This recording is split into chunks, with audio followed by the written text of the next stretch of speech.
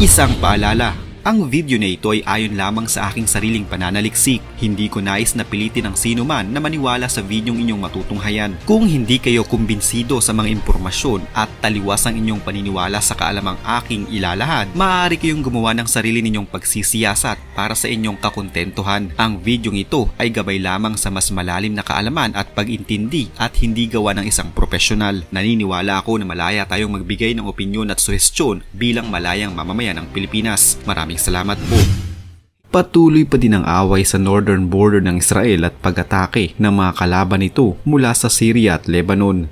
Tila nang hihina na din ang Hezbollah sa kanilang mga pag-atake dahil na rin sa pagbabantay sa kanila ng puwersa ng Israel. Ang pinakamalaking kaalyansa ng Hezbollah na Islamic Republic of Iran ay sumusubok pa din na magpadala ng mga armas upang magamit ng kanilang mga proxy. Sinusubukan nila itong idaan sa bansang Syria. Subalit hindi na lamang ito basta-basta palalampasin ng Israel.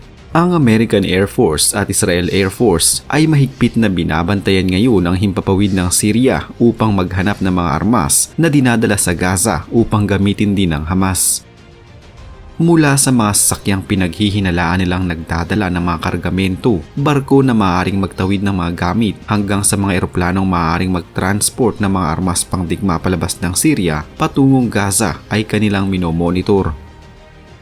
Sa kanilang pagmamasid ay nakakita sila ng isang airfield sa Syria na ginagamit ng bansang Iran upang mag-transfer ng mga bagong ammunition at mga long-range missiles na dadalhin sa Hezbollah sa bansang Lebanon. Sa pagtutulungan ng Israel Air Force at ng United States Air Force gamit ang isang special na airplane bomber ay nagawa nilang pulbusin ang kabuuan ng airfield habang nagkakagulo ang mga terorista sa loob mismo ng airfield.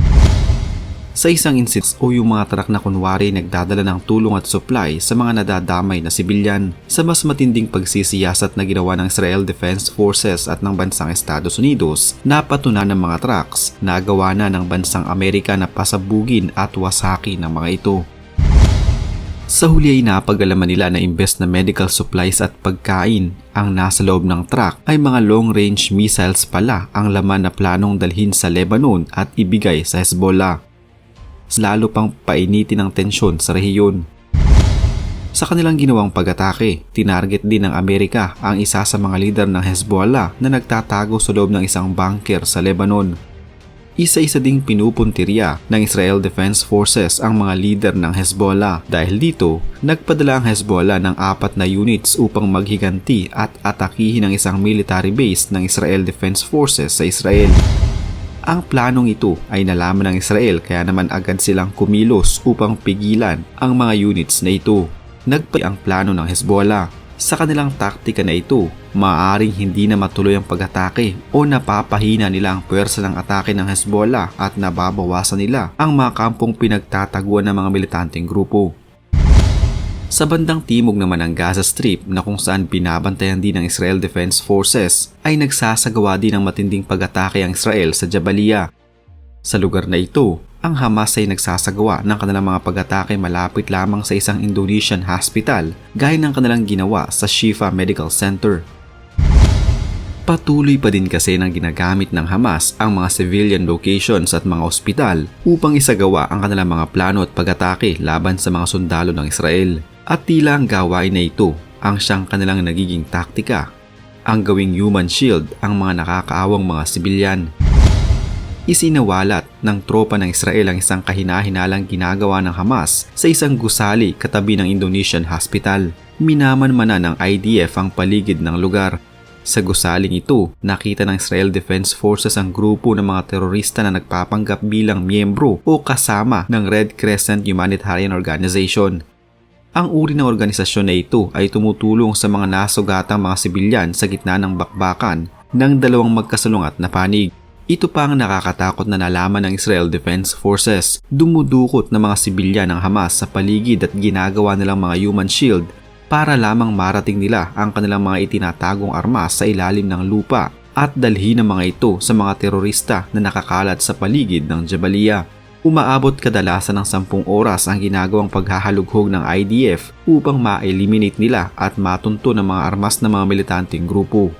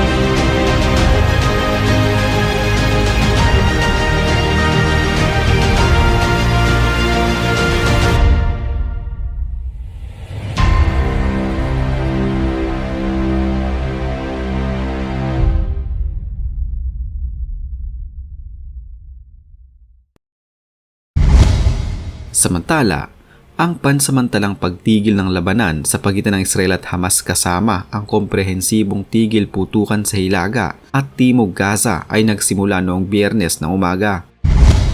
Ito ay ayon sa isang tagapagsalita ng Foreign Ministry ng Qatar. Ibinahagi ni Majid Al-Ansari sa mga reporter sa Doha noong Huwebes ang listahan ng lahat ng sibilyan na pakakawalan mula sa Gaza na napagkasunduan. Aniya, inaasahan na 13 hostages, mga babae at bata. Ang Qatar, kung saan naninirahan ng ilang opisyal ng Hamas, ay umakto bilang mediator sa pagitan ng naglalabang panig kasama ang Ehipto at Estados Unidos. Ang digmaan ay nagpatuloy sa Gaza hanggang noong Huwebes habang patuloy na binobomba ng Israel ang enclave bilang tugon sa pag-atake ng Hamas noong 7 ng Oktubre na pinatay ang daan-daang sibilyan sa Timog Israel. Ang maitim na usok ay makikita sa ibabaw ng war zone sa hilagang Gaza mula sa kabila ng bakod sa Israel nang sumikat ang araw sa ibabaw ng strip.